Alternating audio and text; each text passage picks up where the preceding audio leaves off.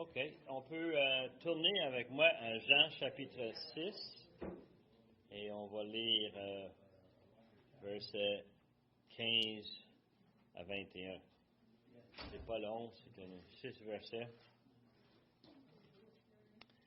Et Jésus, sachant qu'ils allaient venir l'enlever pour le faire roi, se retirait de nouveau sur la montagne, lui seul. Quand le soir fut venu, ses disciples descendirent au bord de la mer. Étant montés dans une barque, ils traversèrent la mer pour se rendre à Capernaum. Il faisait déjà nuit, et Jésus ne les avait pas encore rejoints. Il soufflait un grand vent, et la mer était agitée. Après avoir ramé environ 25 ou 30 stades, ils virent Jésus marchant sur la mer et s'approchant de la barque, et ils eurent peur. Mais Jésus leur dit, « C'est moi, n'ayez pas peur. » Ils voulaient donc le prendre dans la barque, et aussitôt la barque abordait au lieu où ils allaient. Courbons-nous. Père éternel, on te remercie pour ta fidélité envers nous, la façon que tu t'occupes de nous et de manière que tu nous as amenés ici. Seigneur, on te remercie pour ta parole qui est devant nous ce matin et on demande que tu puisses nous instruire, nous montrer les vérités que tu as placées ici il y a tellement longtemps. On te remercie pour le fait que tu as envoyé ton Fils mourir pour nous et on demande, Seigneur, ton Saint-Esprit pour nous éclairer lorsqu'on regarde ta parole. On demande ces choses par le nom de Jésus. Amen. Alors, Jean 6, verset 15. C'est pas long, c'est une petite histoire. Une histoire que je suis sûr que vous avez déjà entendue à l'école dimanche. Les professeurs aiment beaucoup cette histoire-là parce que c'est quand même un miracle très impressionnant. C'est un miracle qui est fascinant parce qu'on le trouve dans l'évangile de Jean, mais on le trouve aussi dans l'évangile de Matthieu et Marc. Matthieu et Marc racontent l'histoire avec plus de détails, avec plus de faits. Et Jean nous donne une version très courte, très abrégée. Et on se pose la question un peu pourquoi Jean il raconte l'histoire d'une façon très différente. Évidemment, il y a des éléments qui arrivent dans cette histoire qui nous arrivent de la main de Jean. Il y a tellement de différences entre Jean et les trois autres évangélistes. En grande partie parce que Jean a écrit beaucoup plus tard. Jean a écrit lorsqu'il avait peut-être 80 ans et il était quand même bien en vie. Il avait les mémoires très vives de ce qui s'est passé une soixantaine d'années auparavant. Mais il semble que lui, il prend un autre chemin que les autres évangélistes. Et on en a déjà parlé à plusieurs reprises que Jean a un objectif très spécifique avec l'Évangile. Il écrit à un auditoire qu'ils n'ont pas les mêmes expériences, les mêmes connaissances avec les temps qui ont changé. Mon père me disait souvent, autre temps, autre mœurs. Hein? Et Jean était en train de vivre avec une jeunesse, avec un auditoire qui était né après beaucoup de ces événements-là. C'était pas le témoignage d'un témoin oculaire. Jean était probablement le dernier des apôtres, le dernier qui était disciple de Jésus, le dernier qui avait vu Jésus, touché Jésus. Alors Jean, il avait un message qu'il voulait envoyer et je suis convaincu que l'Éternel l'avait inspiré parce que nous aussi, on a besoin de ce même message. Nous aussi, on n'a pas été là quand Jésus a fait tout ce qu'il a fait et dit tout ce qu'il a dit. On a seulement ce qui est écrit. Et Jean, évidemment, dans Jean chapitre 20, versets 30 à 31, nous dit qu'il a écrit ces choses afin que quoi? Qu'on croit. Et qu'on croit que Jésus est le Fils de Dieu. Et qu'en croyant, nous avons quoi? La vie éternelle. Alors Jean avait cet objectif tout le long en écrivant ces chapitres. Et dans cette histoire, on va retrouver encore ce message que Jean cherche à donner. Alors, cette semaine, notre message, comme preuve, on va avoir un miracle qui va se produire. Et dans ma Bible à moi, c'est marqué le 5e signe, c'est le 5e miracle que Jean raconte. Mais Jean nous dit qu'il a dit beaucoup d'autres choses. Jean a choisi des événements spécifiques pour nous convaincre. Et ce qui est important, c'est qu'on prenne l'approche un peu comme Nicodème, où ce qu'on reconnaît que Jésus fait ces choses parce qu'on sait que personne ne pourra le faire si Dieu n'est pas avec lui. Et ça, c'est important. Dieu est avec notre Seigneur, il est le Fils de Dieu, il fait des choses qui démontrent qu'il est le Fils de Dieu. Il nous donne des preuves visibles qu'on peut associer avec une réalité spirituelle, des choses invisibles. Alors, Matthieu, il y a 3 semaines, nous a présenté le passage précédent, qui est le passage au sujet de Jésus qui nourrit la foule. Foule de 5000 hommes, contre les femmes aussi, contre les enfants. On parle de 15, 20, peut-être 25 000 personnes. C'est toute une énorme foule. Et puis, on a cette foule qui est là pour expérimenter ce que Jésus a fait, la nourriture comme personne d'autre a mangé, la nourriture qui est délicieuse. Ils en ont mangé jusqu'à temps que les Écritures nous disent que quoi? Ils étaient rassasiés, le mot veut dire qu'ils étaient complètement pleins. Je ne sais pas, vous autres, ça arrive à manger à une table où on arrive à un moment donné, on dit, écoute, plus d'autres choses, ça ne rentre plus, mais c'est tellement bon, on est tenté pareil d'aller en prendre d'autres. C'est pas la gourmandise. La gourmandise, amen. Et on est coupable de ça. Mais c'est 5000 hommes, leurs femmes, leurs enfants ont goûté, ils ont participé à ce miracle. Et tout cela est venu, si vous vous souvenez, de 5 petits pains et 2 poissons. Ça a parti de très peu pour en faire une quantité énorme. Alors, la semaine passée, Yvon nous a présenté le discours qui suit. Le discours qui parle de Jésus est là. Yvon? Pain de vie. Et puis les gens, ils l'entendent, mais je ne suis pas sûr qu'ils entendaient ce qu'ils voulaient entendre. Des fois, on vient pour écouter quelque chose, mais ce n'est pas ça qu'on voulait. On s'attendait à d'autres choses de notre Seigneur Jésus. Et lui, il commence à donner des messages qui ne sont pas faciles. Mangez son corps, buvez son sang. Il parle de choses difficiles, pénibles.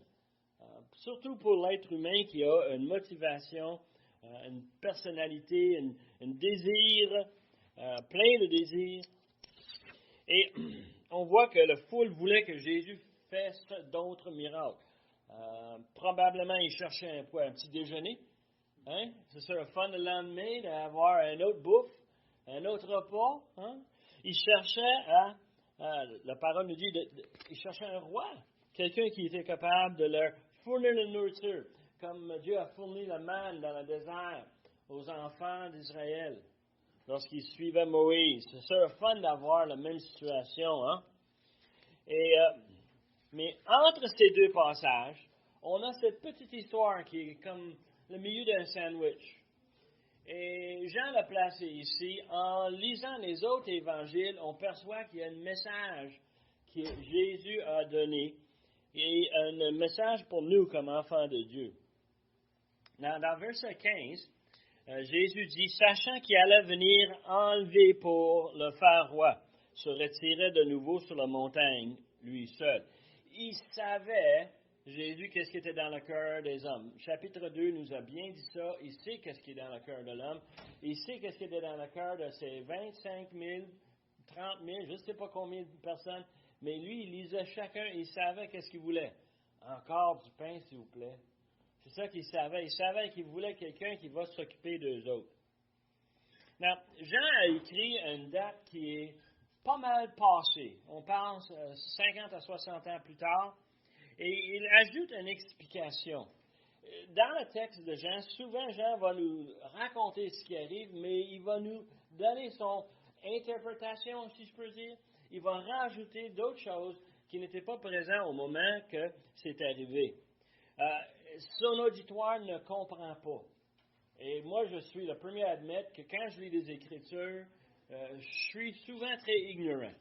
Je dois lire et lire plus profondément pour obtenir le sens. Et il donne ici un contexte qui est radicalement changé. Nous, ici au Québec, on a vécu des transformations dans notre société depuis 100 ans. On n'est plus le même peuple qu'on était. On ne pense pas de la même façon. Je parle comme peuple, comme société. Les choses ont changé radicalement. L'influence de l'Église catholique a disparu. Et pourtant, c'était tellement présent avant, tellement dans les villages. Tout le monde faisait ce que le prêtre leur disait. Tout le monde suivait les instructions. Aujourd'hui, une prêtre, on passe à côté. On n'a pas besoin de ce système-là. Et les gens ont été transformés. Les gouvernements se basaient sur l'Église catholique. Même les gouvernements avaient une influence incroyable de la part de l'Église. Et on le sait. On le lit, puis on le voit. On comprend la transformation qu'on a aujourd'hui, n'est-ce pas? Et entre moi et toi, je peux l'avouer, c'est que mon opinion, c'est qu'ils ont changé une religion pour une autre. C'est peut-être pas Dieu qui suit, c'est peut-être d'autres choses. Et on pourra en débattre long et large. Qu'est-ce que c'est que cette société aujourd'hui change? Mais c'est transformé. C'est la même chose pour l'apôtre Jean. Lorsqu'il a écrit cet évangile-là, il y avait des choses qui étaient radicalement changées dans le contexte. Il n'existe plus de temple. Il n'existe plus de pratiques juives, religieuses juives. Il n'y en a plus. Les Juifs qui restent, qui n'ont pas été tués par les Romains en l'an 70, sont maintenant en dispersion partout. Ce sont des miettes, des bagatelles de ce que c'était autrefois. Le monde ne réalise pas à ce moment-là l'influence qu'ils ont perdue, l'influence qu'ils avaient dans le système juif qui était tellement présent dans leur société. Alors, l'auditoire de Jean à ce moment-là, comme nous, ne comprennent pas de quoi est-ce qu'on parle ici.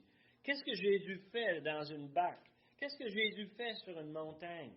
Il devrait être à Jérusalem, dans le temple, en train d'enseigner. Il devrait chercher des âmes perdues où ils sont. Pourquoi est-ce qu'il s'en va à l'extérieur? Pourquoi est-ce qu'il s'en va en Galilée? Beaucoup des commentaires ont beaucoup de plaisir à nous expliquer des choses qui doivent être évidentes pour quelqu'un qui vivait à ce moment-là, mais pour nous, ce n'est pas vraiment logique. Mais les Juifs cherchaient à tuer cet homme. Cet homme qui nettoyait le temple, qui enlevait leur système de sacrifice. Il venait et il dérangeait. Et il cherchait Jésus. Il voulait l'arrêter. La meilleure façon pour Jésus, c'est de quoi? De s'en aller, de s'évader. Et qu'est-ce qu'il fait dans verset 15? C'est qu'il fait exactement ça. Le monde sont venus. Il a 5000 hommes. Ça fait toute une armée, 5000 hommes. C'est un paquet de rebelles prêts à prendre Jésus comme roi en sachant que ça va faire une rébellion, une révolte contre les Romains. On va avoir notre roi, il va nous nourrir, il va s'occuper de nous. Si quelqu'un est blessé, il va nous guérir sur le spot. On a besoin d'un roi comme ça. Et les gens sont poussés, même dans la campagne, même dehors de la ville, il se trouve une foule prête à suivre Jésus. La vaste majorité de nous aujourd'hui aurait dit « Amen ». Que notre Église soit remplie jusqu'en craquant pour les gens qui s'en viennent pour chercher tout ce que Dieu peut leur offrir. Quelque chose de merveilleux, n'est-ce pas? Et Jésus dit non, merci. Jésus, des autres évangiles nous dit qu'il a renvoyé la foule et il s'est monté sur la montagne pour être à distance. Et on se pose la question, est-ce que c'est peut-être pas une autre de ces tentations qu'il a vécues dans le désert avec Satan? Voici une foule qui veut le prendre, le mettre en roi, il peut installer le système comme il faut, il est capable d'être juge, il est capable, on sait comment ce qu'il est capable parce qu'il est Dieu. Et nous qui avons lu, on a triché, on a déjà une bonne idée qui est le Fils de Dieu, quelles sont ses capacités, quels sont ses pouvoirs. Et nous, on a lu, même jusqu'à la fin, on sait qu'est-ce qui s'en vient, on sait qu'il y a un jugement incroyable qui va tomber sur cette planète. Et on sait ces choses sont vraies. Et on peut voir très très bien, mais Jésus dit non, c'est pas comme ça. Il n'est pas venu pour être roi. Il est venu pour servir. Il est venu pour mourir sur la croix. Payer nos péchés. payer le péché de tous ces gens-là s'ils vont croire. Et c'est un changement radical quand on pense à ce que Jean est en train d'expliquer. Ce que Jésus fait, il sait très très bien ce qui est dans les cœurs des hommes. Il sait. Un autre élément qu'on ne comprend pas, et je m'excuse de vous le dire, je ne veux pas vous traiter comme des petits-enfants, mais il y a une certaine réalité ici. OK? Dans ce temps-là, une partie majeure de leur vie, la majorité de leur temps, de l'homme, de la femme, des enfants, c'était une poursuite pour trouver de quoi à manger. OK? Ils n'avaient pas d'épicerie. Ils ne pouvaient pas aller et dire, je vais prendre un pain sur la tablette, je vais passer à la caisse et on s'en va à la maison, des sandwichs, il va en avoir des sandwichs. Ça va être délicieux. Combien de temps que ça nous a pris? Oh, gros 15 minutes. Hein? Parce qu'il y avait beaucoup de choix. On ne savait pas si on voulait du pain brun, pain blanc, si on voulait pain ménage. On a tellement de choix. Puis ça sent bon dans le boulanger. On est tellement tenté de regarder toutes les sortes. C'était pas leur vie à eux autres. Leur vie, c'était de semer le grain. Leur vie, c'était de labourer les champs. Leur vie, c'était de récolter le blé. C'est de le mouler, d'aller chercher la farine et de l'emmagasiner, trouver une façon de l'entreposer pour qu'on puisse en avoir à manger. Et ils travaillaient fort pour faire le pain. Je ne sais pas, vous autres, chez nous, on faisait du pain, puis on faisait à mitaine, puis on était tellement contents quand ils ont inventé les machines à pain, parce que quand j'étais petit, on pétrissait le pain, puis on travaillait le pain, puis on le laissait lever, puis ensuite on pétrissait. On avait énormément de temps à prendre pour faire un moutarde de pain. Puis ces gens-là, ils vivaient ça d'une façon quotidienne. Quand Jésus dit « Donne-nous notre pain quotidien », il parlait vraiment de l'effort que ça prenait pour se nourrir. Quand Adam et Ève ont péché, ça c'était vraiment le premier, le plus grand des jugements, c'est qu'on va travailler maintenant pour manger. On ne va pas juste prendre un fruit sur un arbre, hein, des fruits sur une plante pour manger. Non, on ne prendrait pas ça. On va travailler, on va labourer. Et c'était une partie de leur vie. Nous autres, on n'a pas de problème. On fait du pain avec une machine, on achète du pain au magasin, on peut le mettre dans le réfrigérateur pour le garder plus longtemps. Si vous voulez garder encore plus, vous pouvez le congeler. On a plein de choses aujourd'hui. Nous, comprendre ce que ces 5000 personnes vivaient et de comprendre leur logique, c'est que, hey, imagine si je vais arriver puis le repas est prêt. Puis j'ai pas besoin, moi, de travailler toute ma journée sur ça. Je peux poursuivre d'autres choses. Et alors, il faut qu'on comprenne comment c'était spectaculaire pour eux autres. C'était un vrai miracle, quelque chose d'impressionnant. C'est au-delà de Cirque du Soleil. C'est un spectacle merveilleux. Ces gens-là sont venus pour entendre Jésus, pour voir les miracles, et ils en ont eu pour leur argent. Ils voyaient Jésus comme un sauveur. Un sauveur qui avait la puissance pour leur nourrir. Un sauveur qui avait la puissance pour leur protéger des Romains. Un vrai roi. Eux autres, ils voyaient ça. Et quand je me mets dans leurs sandales, je peux comprendre qu'est-ce qu'ils pensent. Et puis, je peux même me mettre avec eux autres et ils disent, ouais, ça serait bon. Ça serait fantastique. C'est facile de le voir dans cette situation-là. Mais Jésus est venu pour sauver le pécheur. Et il veut nous sauver d'un jugement éternel. Alors, Marc nous dit qu'il a renvoyé ses disciples dans Marc chapitre 6, même histoire. Ça a l'air que Jésus a dit aux disciples, allez-y, je vais être correct. Et eux autres, ils sont embarqués dans leur bateau. Verset 16, quand le soir fut venu, les disciples descendirent au bord de la mer. Étant montés dans une barque, ils traversent la mer pour se rendre à Capernaum. Il faisait déjà nuit. Hein? On parle ici de noirceur. Et Jésus ne les avait pas encore rejoints. Jean nous donne un clin d'œil en disant Jésus va les rejoindre. La logique, c'est que Jésus va marcher le tour du lac, puis il va arriver à Capernaum. Eux autres vont ramer avec leur bateau, ils vont se rendre à Capernaum. Et Il dit, verset 18, qu'il soufflait un grand vent et la mer était agitée. Après avoir ramé environ 25 ou 30 stades, ils virent Jésus marchant sur la mer et s'approchèrent de la barque. Et ils eurent peur. Jean raconte l'histoire très bref, très court, mais la réalité, c'est que c'est pas mal plus une situation impressionnante. Et les autres deux évangélistes nous donnent une histoire beaucoup plus détaillée. C'est la nuit.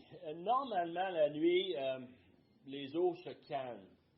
Je ne sais pas, vous comprenez un peu la dynamique entre le soleil, le vent et l'eau, mais le soleil chauffe l'eau, l'eau donne son chaleur à l'air, l'air commence à bouger avec la chaleur. Et c'est pour ça que le jour, souvent, on a beaucoup de vent et la nuit, on a très peu. D'habitude, c'est très calme. Alors déjà, ici, on a une situation qui est un peu abnormale, c'est qu'on a un grand vent. Alors, les gens qui connaissent le coin, c'est-à-dire la mer de Galilée, la mer de Galilée est entourée sur 3 côtés, est, ouest et nord, sur les 3 côtés par des montagnes. Les montagnes, beaucoup d'air froid qui descend, beaucoup de mouvements, beaucoup de vent. Et ils disent que la mer Galilée, c'est un lac. On parle d'un lac qui est probablement une quinzaine de kilomètres de large, probablement une quarantaine de kilomètres de long. Alors, c'est quand même grand. On pourrait le comparer un peu à lac Saint-Jean. C'est quelque chose d'assez impressionnant, massif. Alors, quand il y a du vent, il y a des vagues. C'est pas facile dans une petite barque lorsqu'on essaie de ramer. Ils ont ramé à peu près l'équivalent de à peu près 5 kilomètres.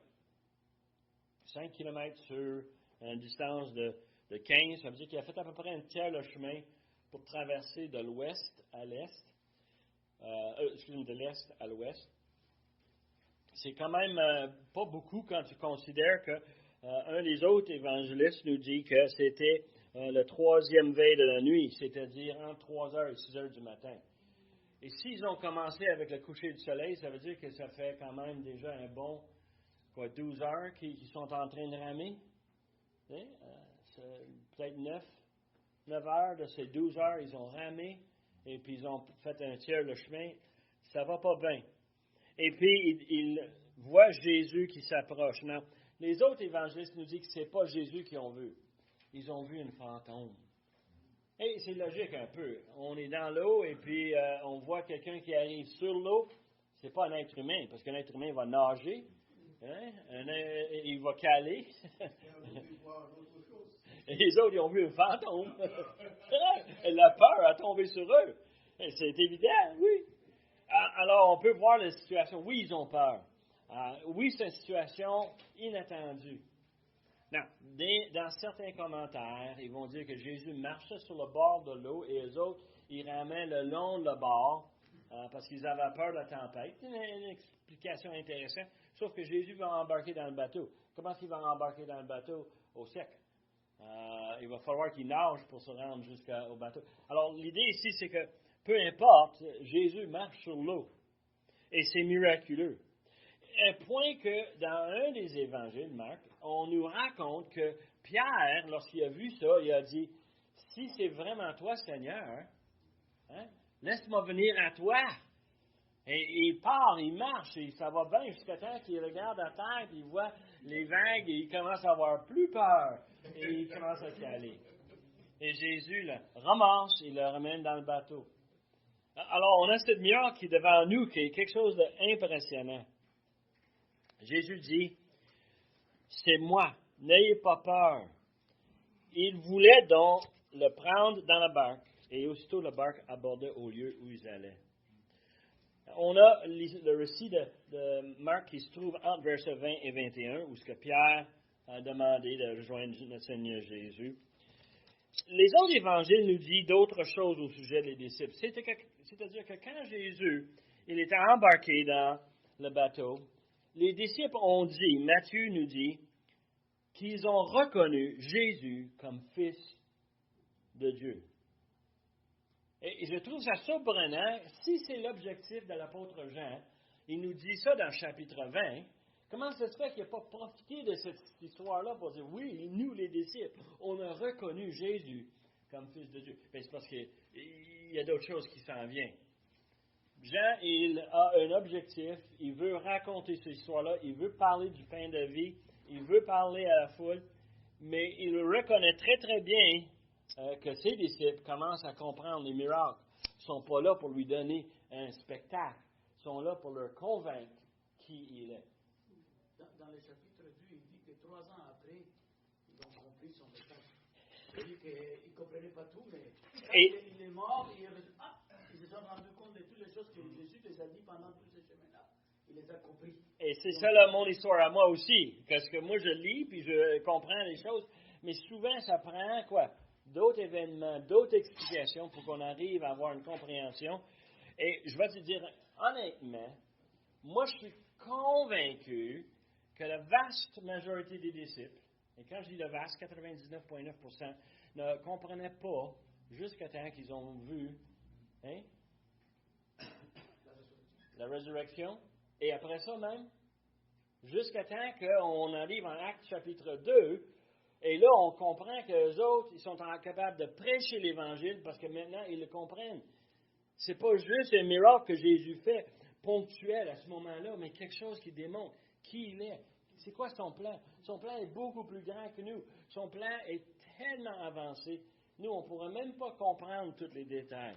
La présence du Saint-Esprit par la suite, quand il a dit qu'il est parti, puis il dit, je vais vous envoyer quelqu'un encore plus grand que moi. Amen. Et ça, c'est arrivé, Actes chapitre 2. Yeah, exact. Alors, on voit cette situation. Now, ce qui est fascinant avec ceci, c'est que Jésus avait beaucoup de patience avec ses disciples. Mais ça commence à rentrer peu à peu. Il commence à comprendre. Il commence à saisir. Et il voudrait accomplir la même chose avec la foule. Et lorsqu'il donne cette présentation, je vous encourage d'aller sur le site web. On met les enseignements. Si vous n'avez pas été ici la semaine passée, écoutez le message d'Yvon. C'est tellement important de comprendre comment est-ce que Jésus essaie de rentrer dans la tête des gens. Le lendemain, et puis quand il parle d'une façon raide. Eux autres, ils cherchent la nourriture, ils cherchent quelqu'un qui va leur soulager. Et moi, je peux comprendre ces choses-là. Je ne sais pas pour vous autres, mais moi, je suis capable de dire, oui, moi aussi, j'ai déjà eu des problèmes dans la vie. J'ai déjà eu de la peine. J'ai déjà eu des souffrances. Pas comme eux autres, peut-être, mais quand même, je peux voir où ce qu'ils s'en viennent. Et Jésus, il tourne et il dit, non, vous manquez le bateau. Vous parlez de choses de pain quotidien quand vous avez besoin de pain de la vie. Mais on arrive à verset 60. À la fin de ce discours, il y a quelque chose qui est frappant. Et c'est pour ça que probablement Jean n'a pas mentionné les disciples lorsqu'ils ont admis que Jésus est le Fils de Dieu. Il dit, verset 60, « Plusieurs de ses disciples, après avoir l'entendu dire, « Cette parole est dure, qui peut l'écouter? » Jésus, sachant en lui-même que les disciples murmuraient à ce sujet, leur dit, « Cela vous scandalise-t-il? Et si vous voyez le Fils de l'homme monter où il était auparavant, est-ce l'Esprit qui vivifie? La chair ne sert de rien. Les paroles que je vous ai dites sont esprit et vie, mais il en est parmi vous quelques-uns qui ne croient point. Car Jésus savait dès le commencement qui étaient ceux qui ne croyaient point et qui était celui qui le livrait. Et il ajouta, « C'est pourquoi je vous dis que nul ne peut venir à moi si cela ne lui a été donné par le Père. » Dès ce moment, plusieurs de ses disciples se retiraient et n'allaient plus avec lui. La situation est encore moins très triste. Je ne sais pas si vous avez cette image-là. Les gens sont avec le Fils de Dieu. Ils l'entendent, ils voient agir, et pourtant, ils sont scandalisés par ce qu'il dit, à un tel point que, non merci, j'en veux pas. Et ça, c'est une des réalités. Si Jean avait l'objectif de nous donner l'évidence nécessaire pour croire que Jésus est le Fils de Dieu, qu'on puisse avoir la vie éternelle, ça nous laisse avec l'idée qu'il y en a qui vont croire, puis il y en a qui ne croiront pas. Et moi, je me suis émerveillé combien de fois les gens passent à côté de la vérité. Ils vont accepter n'importe quoi d'autre. Ils vont se fier sur toutes sortes de concepts, toutes sortes de philosophies, toutes sortes de religions, puis ils passent à côté de le pardon de leur propre péché. Il me semble que c'est illogique. Mais peut-être parce que le Seigneur nous a donné son esprit. Peut-être c'est parce que maintenant je le comprends et je le vois avec peine et avec misère de voir les gens que j'aime beaucoup, des gens que je connais, des gens que je ne connais pas, qui meurent sans un espoir. Et je réalise très rapidement, ici il parle de ceux qui ne croiront point et celui qui le livrait. Parmi tous ces gens-là, il y en a un qui va lui livrer. Et celui-là était avec lui 3 ans. Celui était avec lui tout le temps. Celui était dans le bateau. Et il a vu Jésus marcher sur l'eau. Celui qui a mangé ce bon pain, qui a goûté ces poissons-là. Et il a vécu tout ce temps avec Jésus. Et pourtant, tout ce qu'il pensait, c'est de le livrer. Tellement que c'était triste. Mais il y en a parmi ceux-là qui ne croient pas, mais il y en a parmi ceux-là aussi ceux qui croyaient. Verset 67.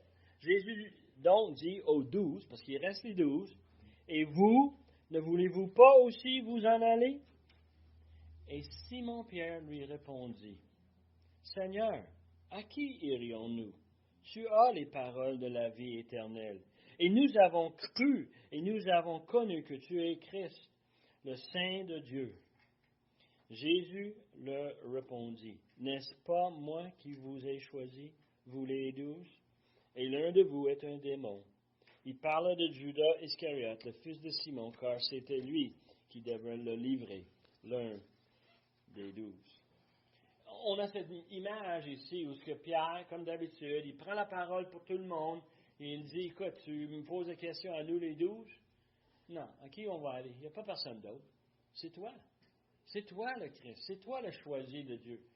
C'est toi le Fils de Dieu. » Et Jean lui donne ce passage après tous ces autres histoires, le pain, le marché sur l'eau, le pain de vie, tout l'enseignement.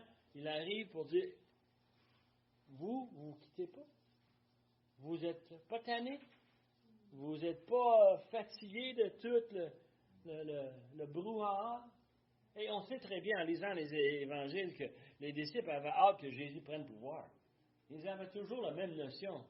Mais eux autres, ils ont au moins compris, le minimum, c'est qu'il était le Fils de Dieu. Et Jean l'amène ici pour nous montrer justement que parmi tous les gens qui le suivent, il y a au moins un minimum de 12 personnes. Lorsqu'on regarde les Écritures, on voit comment est-ce que les foules vont rapetisser avec le temps. Et on va voir comment est-ce que les vrais disciples vont sortir, ceux qui croient qu'il est le Fils de Dieu. Ceux qui sont prêts à attendre, ceux qui sont prêts à se soumettre à ce que notre Seigneur va leur demander. Well, nous aussi, on a besoin de faire le même choix. Nous aussi, on est poussés à décider est-ce qu'on va croire ou pas. Et dans les semaines à venir, on va regarder d'autres passages dans le chapitre 7 où on va être vraiment mis un peu sur la situation.